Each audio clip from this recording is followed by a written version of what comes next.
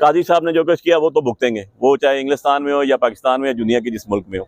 अब उनको जितना भी इन्होंने टेक भरनी है, उनको बूस्ट देना, मैं हम तो उसको चीज़ को अप्रिशिएट करते हैं। भाई बात यह है कि इज्जत सीट की होती है, ताकत सीट में होती है, और उस पर वो बैठे हुए शख्स की इज्जत होती है, वो बाइज्जत होता है अगर वो उसका सही इस्तेमाल करे। कमीशन की रिपोर्ट भी, इस्लामाबाद की रिपोर्ट भी थी जिसको तमगे लगाए हुए हैं इन्होंने, उसके अंदर FIA की भी रिपोर्ट थी, उसके अंदर जनाब आपके IG इस्लामाबाद की रिपोर्ट थी, और आज ये चीज़ डिस्क्लोज हुई कि 12 FIR बताएगी, एक FIR लिख के नहीं दी गई।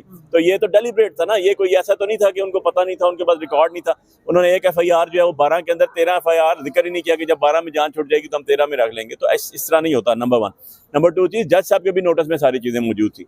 जज साहब को हमने 17 तारीख को जो इस्लामाबाद हाई कोर्ट का ऑर्डर था, जो DC की रिपोर्ट थी, जो FIA की रिपोर्ट थी और जो उसके साथ IG की रिपोर्ट थी, दे दी थी। जज साहब के नोटिस में था, और हर डेट पे हम उन्हें कहते थे कि सब एक कंसेक्टिव रिमांड होगा, ये कंकरेंट रिमांड होगा, ये कंसेक्टिव नहीं हो सकता। तो वो कहते थे कोई बात नहीं, मैंने कह दिया, अगली दफ़ा जो है ये हो जाएगा इसके अंदर, लेकिन ऑर्डर में कुछ भी नहीं लिखते थे। सो आज ये तारीख भी रकम हो गई। और इसके साथ तीसरी चीज़ आपको बताऊँ कि जिनमें हम अरेस्ट नहीं थे 17 तारीख तक, हमने उसमें बेल बिफोर अरेस्ट लगाई स्वाति साहब की 6 केसेस में।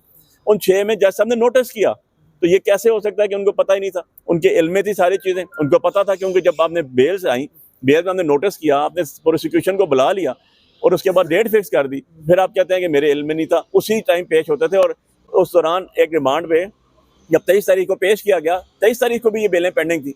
तो मैंने कहा जी ये मुल्ज़म आ गया है, अब आप कल ये नहीं कह सकते कि इसके अंदर जो है इसकी पर्सनल अपीयरेंस नहीं थी और ये इस वजह से मैं डिसमिस कर रहा हूँ। नॉन प्रोसिक्यूशन भी नहीं हो सकती, मुल्ज़म हाज़िर अदालत है, आप भी कंसर्न कोर्ट है, आपने रिमांड दिया, आपने बेल नोटिस किया और आपने बेल सुननी है। वो सारे ऑर्डर्स की टेस्टेड कॉपियाँ आज हमने प्रोवाइड की ऑनरेबल कोर्ट को भी कि सर ये देख लें सारा कैसे नीचे इंसाफ बखेरा जा रहा है, इंसाफ बांटा जा रहा है, जिसपे उन्होंने अल्टीमेटली जो है वो हमारी सारी रिवीजनल पिटीशन जितनी थी, रिवीजनल पिटीशन नंबर 153, 156, 157, 158, 159, 160 एंड 161, ये साथ की साथ अलाउ कर दी और ऑर्डर्स जितने भी थे नीचे डेट के सारे सेटिस्फाइड कर दिए। सर आज के केस के हवाले से बता दीजिए। जी औज़ुबिल्लाहि मिनश शैतानिर रजीम, बिस्मिल्लाहिर रहमानिर रहीम, इय्याका नअबुदु व इय्याका नस्तईन, अल्लाहुम्मा सल्लि अला मुहम्मदिन व आले मोहम्मद।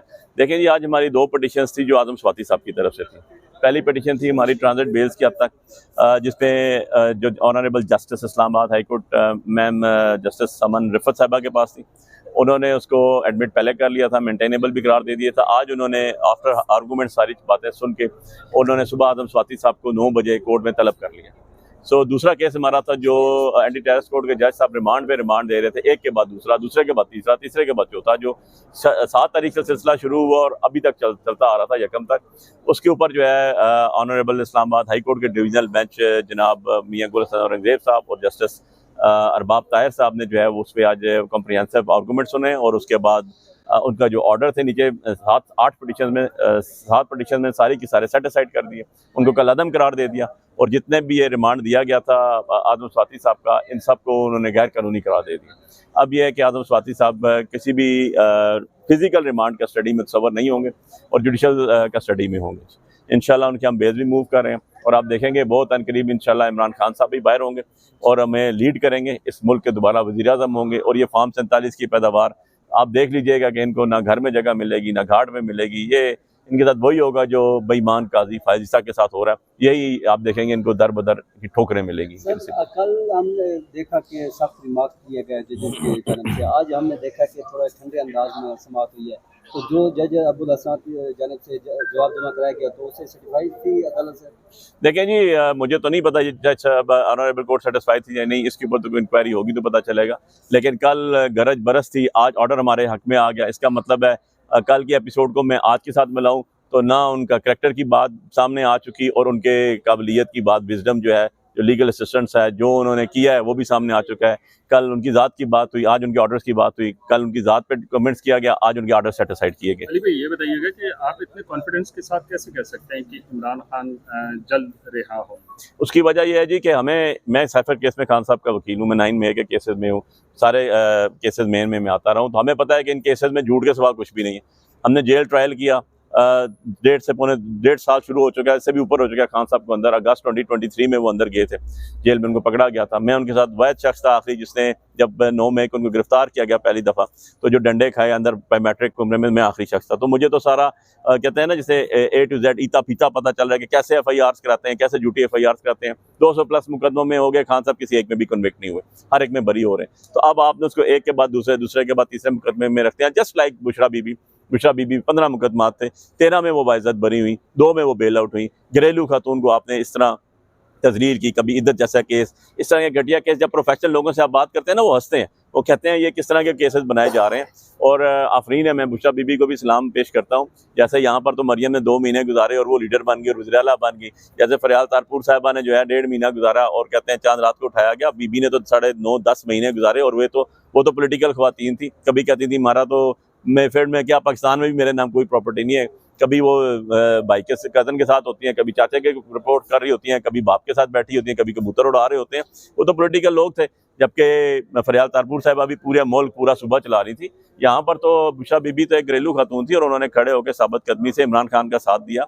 इमरान खान साहब के साथ पूरा मुल्क है, खड़ा हुआ है। और आप देख लीजिएगा कि ये झूठे मुकदमे अपनी मौत खुद मरते जा रहे हैं। और इंशाल्लाह ये इमरान खान साहब भी बहुत जल्द वापस आएंगे, और हम जो जीते हुए हैं मैंने, हम भी बहुत जल्द असेंबली में होंगे। आप लोग ये मानते हैं? लेकिन काजी फायज ईसा साहब के लंदन में एक नाखुशगवार वाक़या पेश आता है और उसके ऊपर हाई कमिश्नर जो है डॉक्टर फैसल, उनकी जानिब से ये कहा गया कि हम कार्रवाई करने जा रहे हैं और कार्रवाई शुरू हो चुकी है। तर्जुमान दफ्तर खारजा का भी यही कहना था कि हमारी जो व्हीकल है उसको नुकसान पहुंचाया गया, उसके लिए हम जो स्कॉटलैंड यार्ड है वहाँ पे या मेट्रोपॉलिटन पुलिस के रिपोर्ट करेंगे। तो क्या कहते हैं कि वो लोग जो पाकिस्तानी नहीं है, उनको पाकिस्तान से रह के कैसे उन लोगों को पाकिस्तान लाया जाएगा, और उनको यहाँ मोहसिन नकवी साहब के मुताबिक भी कि उनके खिलाफ कार्रवाई करेंगे, कैसे करेंगे?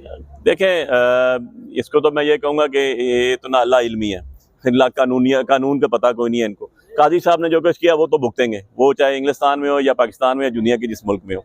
अब उनको जितना भी इन्होंने टेक भरनी है, उनको बूस्ट देना, हम तो उसको चीज़ को अप्रिशिएट करते हैं। भाई बात यह है कि इज्जत सीट की होती है, ताकत सीट में होती है, और उस पर वो बैठे हुए शख्स की इज्जत होती है, वो बाइज्जत होता है अगर वो उसका सही इस्तेमाल करे। जो खुद पार्टी हो, जो खुद गुनाह कबीरा सगीरा में जो इंसाफ नहीं करता, जो इंसाफ के तकाजे पूरे नहीं करता, उस पर सारे गुनाह लगते हैं। और अगर उन्होंने लोगों ने किया तो लोगों के सामने फेस करते हैं ना, वो खड़े हो गए कहते हैं हाँ जी मैंने किया, मैंने ये गलत किया, सही किया।